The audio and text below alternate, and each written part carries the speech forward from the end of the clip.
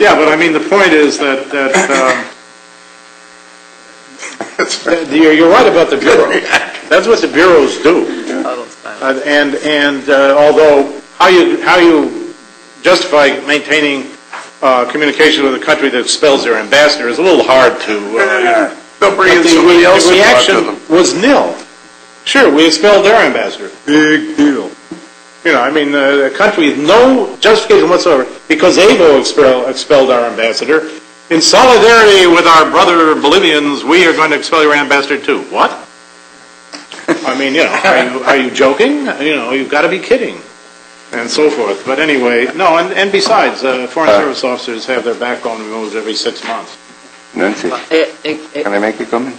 Yes. Yes, I can resist the riots. Please, Gustavo. You know, I was going to mention that we have to remember the $20 billion that Chavez has been giving in Latin America. He has been buying a lot of goodwill or temporary loyalty. The Kirchners are millionaires because of Chavez now.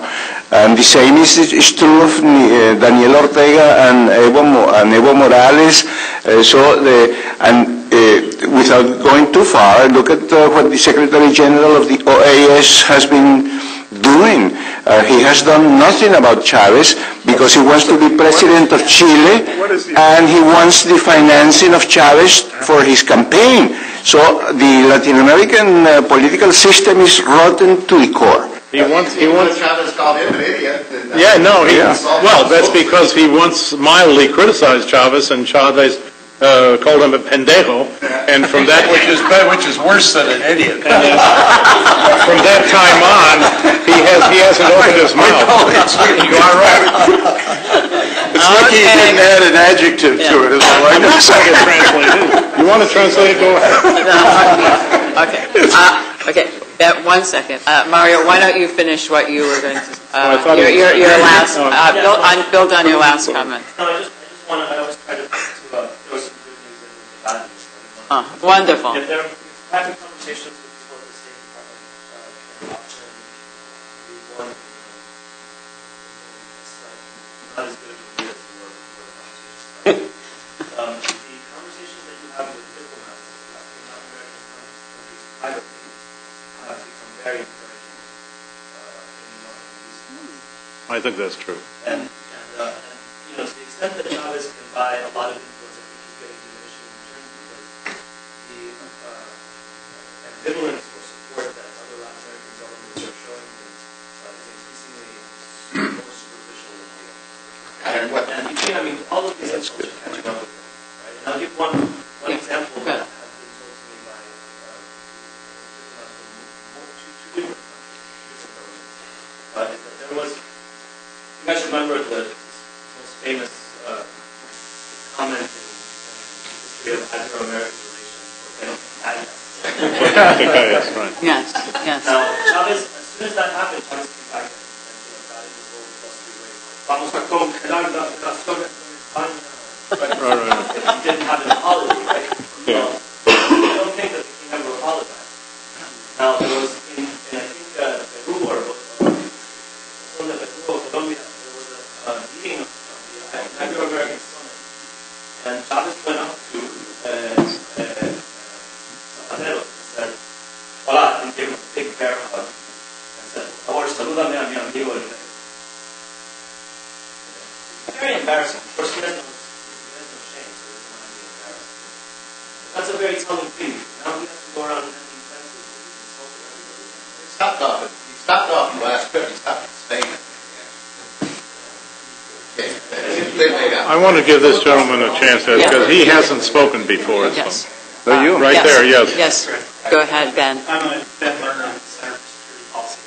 I've heard mentioned today many countries in the hemisphere with respect to where they line up relative to Venezuela, but one country I don't think I've heard discussed much today is Brazil. I just want to know if anyone could perhaps address where our relationship with Brazil is relative to our concerns about Venezuela. Well, our relationship with Brazil is excellent. Lula's relationships with Chavez are excellent. Chavez's relationships with us are terrible. You figure that one out.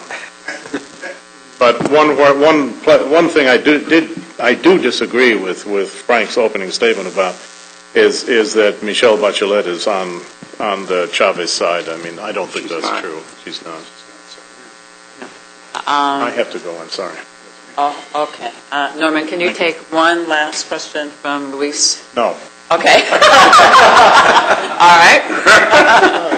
All right. Go. The main problem of Latin America is corruption.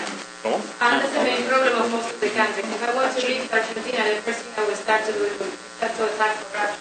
And making the justice system strong enough to stand to any mafia kind of organization or terrorist kind of organization who can buy so many people. And the most important thing is that we have to keep America free from corruption to make sure that we are not the next victim.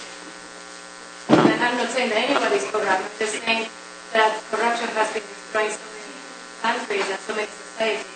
And if we stand strong on that, we will be able to legalize. Well, I couldn't agree more.